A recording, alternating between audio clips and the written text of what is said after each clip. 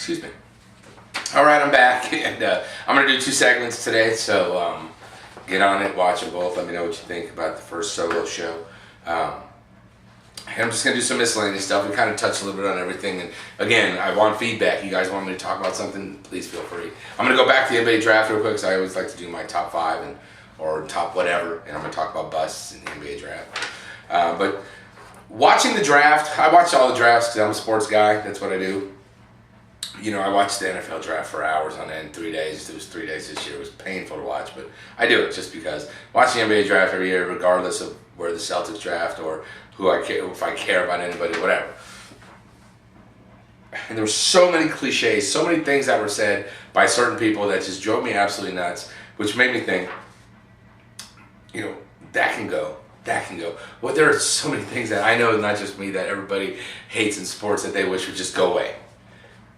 So I made me a little list of things that I want gone. Maybe not by 2012, but things that I wish would be gone from sports, sports lingo, things in sports, anything that can change that would make sports better. First, number 1, the term poor man. Is that supposed to be flattering? Oh, he's a poor man's Shaquille O'Neal. He's a poor man's Peyton Manning. Why is that supposed to be a bonus to you? You're like, oh, hey, you know, I'm not as good as Peyton Manning and they can get me for less money. You don't compliment somebody by saying they're a poor man's anything.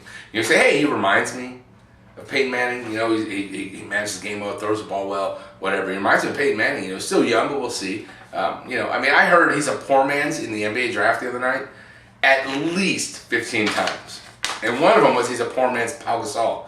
Do you really want to be a poor man's Pau Gasol after the way he played in the playoffs this year? I really don't. I don't think anybody does. But that's one thing. It's just a poor man's. And another thing, Jay Bellis, I do like you, but really, who cares about people's wingspan? I mean, is he like the wingspan guru? I mean, he literally, every other player said, oh, he's got a 74-inch wingspan. He's got this wingspan. He's got that. Who cares? I mean, really. Tayshaun Prince, I guarantee, has about an 80-foot wingspan. Is he going to be in the Hall of Fame? No, he's not. So, the wingspan thing. But really, the poor man, he's a poor man's this, needs to go. First initial and last name. This is something that has been just chapping me for years. A-Rod, K-Rod, J-Kid. You know, really. That's unnecessary also. I think ESPN kind of started that trend. They've ruined a lot of things in sports, in my opinion, as much as I love the network. But you can go on. You know, people have cool nicknames. You don't have to just, I don't know if that's supposed to be cool or whatever, it's annoying. You know, you have cool nicknames. You have CP3, Chris Paul. Cool nickname. I can't even think of another one right now right off the top of my head that I think is really cool. But the Big Ticket, Kevin Garnett. Great nickname. The Black Mamba, Kobe. Great name. Or you can even better yet, a lot of the great players are truly known by one name. Kobe. LeBron. Or even KG as initials. You know, so the A-Rod or K-Rod, and they even try to be a little creative because Francisco Rodriguez isn't K, but he strikes people out, so they call him K-Rod. That's one thing that I just despise. And I'm sure, hopefully I'm not the only one. I know I'm not because I've talked to some of you about it, but that's something that I wish would disappear. Stuart Scott, go please. Not only the fact is that he is graduate from North Carolina, lets you know that about every 15 seconds. And nothing against people with lazy eyes, but man, I can't stop staring at his lazy eye the whole time he's on. His lingo, his little things that he says are stupid, or a lot of them are inside jokes. 1 or 2 is funny maybe every 3 days. And on draft night, he says when the Bulls are up, he's like, I wonder if they're going to take this, or I doubt they'll use this pick to draft a certain number 23. Silence. And then he said something again about Michael Jordan. Silence. It's like, dude, Michael Jordan's gone. He's not a part of the Bulls anymore. We know you love him. You know you want to marry him. Let it go. He was such a bomb on not the bomb, he was a bomb on the draft. I almost felt sorry for him, but it's kind of hard to do when you're as annoying as he is. Moving on. The next whatever.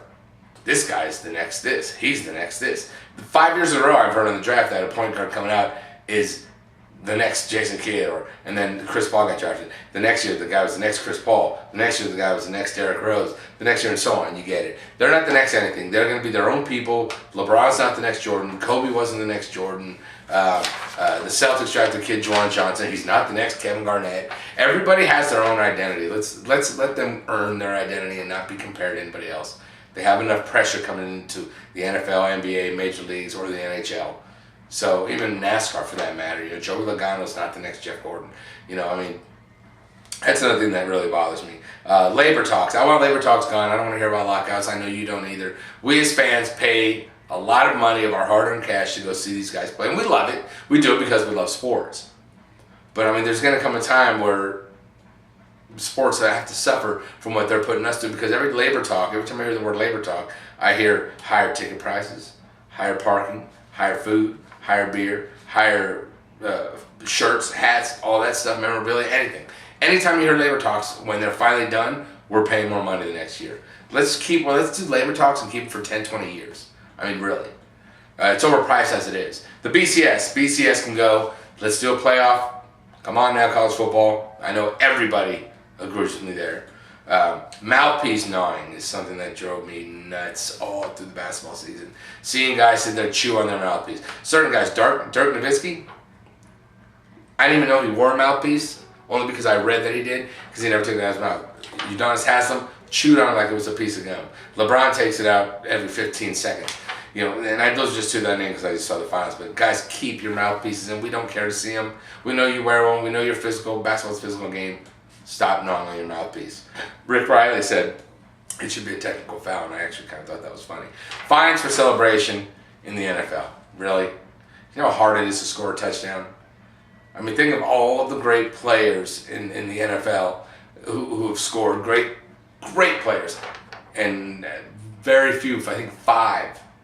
I'm just off the top of my head, 5 or 6 have even scored over 100. So when you score, you should be able to celebrate. The NFL, Goodell he came out like balls of fire with the Vic thing, with the Pac-Man Jones, and now he's just a little.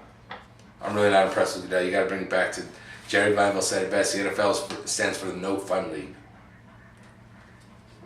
Let them celebrate. I love Ocho Cinco celebrations, TOs. I love that. That's what's good about football. It's entertainment. Let them celebrate. Hard cap in baseball. They need to have one. Yankees and Red Sox need to stop spending over $200 million and just paying a luxury tax. Hard cap in baseball. Bring parity back. Parity is great. NFL. Even the NBA has a little bit of parity. You're sitting there, you're looking at the Mavericks. You have Dallas is in a major market. Miami is in a major market. You're looking at LA and New York. And Boston, for that matter. The baseball is like, if the Yankees and Red Sox aren't in the playoffs, ESPN shuts down for a month. Put a hard cap in there. Make baseball the way. Make guys stay with their teams. Don't make a guy come in, play for the Royals, a great player for 4 years, and just wait for the biggest offer from the Red Sox or the Yankees. Put a hard cap in there and let's put baseball right. Bud Selig, do something right. Old Brewers owner, you should know better. A real trade deadline in baseball. July 31st, trade deadline.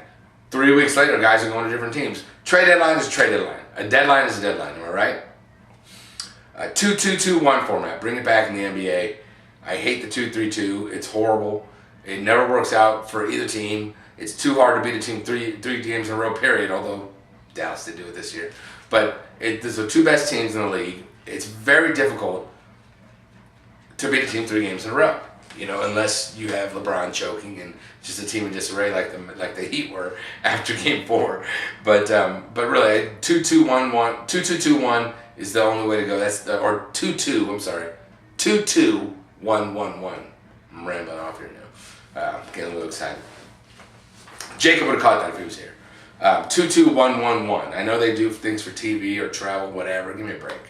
Guys have been traveling for 8 months. It's not going to hurt another 2 weeks. 7 games in the first round of the baseball playoffs. I don't like the 5 games. A lesser team, which is great though. A lesser team, a wild card, can beat the best team. Get lucky on a error or anything can happen in a 5-game series. 7 games. It needs to just be 7, 7, and 7. That's the way they need to do it. It's anything can happen. Sometimes, not a lot of times, but sometimes the best team doesn't always win in a 5-game series. Go to 7. And last but not least, what I'd like to see gone, Chris Berman. please, Chris Berman, shut up. He comes up, pops up on ESPN things on the top thing, the U.S. Open, or Cal Ripken's breaking his record, or when this guy's breaking a record, he talks like he's got food stuck in his throat. He's running out of breath. Your names are outdated. They're so annoying. The back, everything. You know football. And we know you graduated from Brown University. Bravo. You stuck with ESPN from the get-go. Hats off to you for that, because it was really bad in the beginning. But Chris Berman, I'd love to see that. Now, before I wrap this up, draft bust. Top 5 draft busts, I'm going to say. We'll start with, I think, the number 1 draft bust of all time in my life. I just saw a thing on LaRue Martin, who was drafted number 1, and he never panned out. And it was kind of a sad story, because scouting back in '72 wasn't nowhere near what it is, obviously, in 2011. But I'm going to say players that I've seen come out that have been just flat out bust. Not a guy that was good for a couple of years or got injured. See, to me, that's kind of an injury really doesn't make him a guy bust, technically. But like Sam Bowie, everybody dogs Sam Bowie because he got drafted before Michael Jordan. He wasn't really a bust. He got injured. He had bad feet. They should have done more homework, because he had bad feet his whole career at Kentucky. But Michael Olowokandi, by far to me, is the worst player ever drafted. Number 1. Horrible player. Never panned out. He wasn't even great at Pacific. I don't even understand how he got drafted first, period.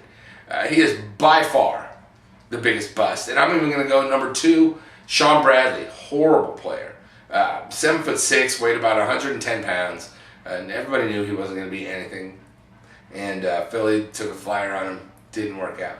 Chris Washburn, back in the day. The 86 draft, I believe, is when Len Bias died. And, Chris Washburn was supposed to be a flat-out stud. Got hooked on drugs. He was overweight. Never panned out. That's my number 3 bust.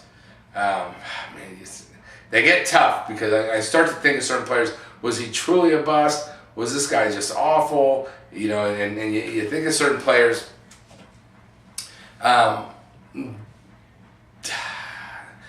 It's so tough to come up and say now, because there's been players that have been drafted by somebody and gone somewhere else and been good. But Darko Milicic, by the way, I know, but I was waiting for that.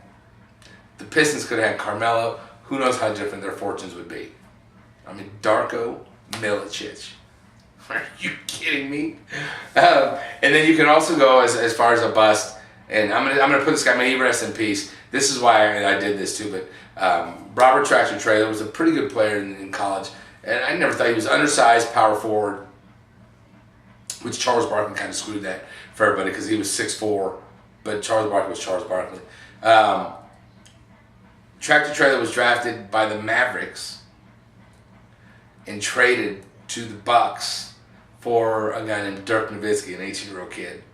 And Tractor Trailer ended up averaging 5 points, 4 rebounds, and that was out of the NBA after, I think, 6 years. Went to Puerto Rico. He just passed away, man. He rest in peace again.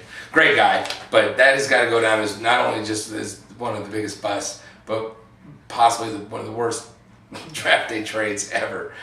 So anyway, that's going to do it for the show this week. 2 parts for you. I'll take it easy on you. And I hope you enjoyed it. Again, Robin Jacob 71 at yahoo.com, Rob Falcon 71 at Twitter, and JFalc23 at Twitter. Give us some feedback. Let us know you want me to talk about something. Let me know, people. Thanks for watching again, and we'll see you next week. Oh, real quick, a very, very happy birthday to my oldest and dearest friend, Vidal Pineda. He's 40 years old today. I've known Vidal since I was 5 years old. So, very happy birthday, Vidal. I hope you enjoy the day. And of course, happy birthday to my man Kevin Gable out there in Nebraska. Thanks for watching, folks.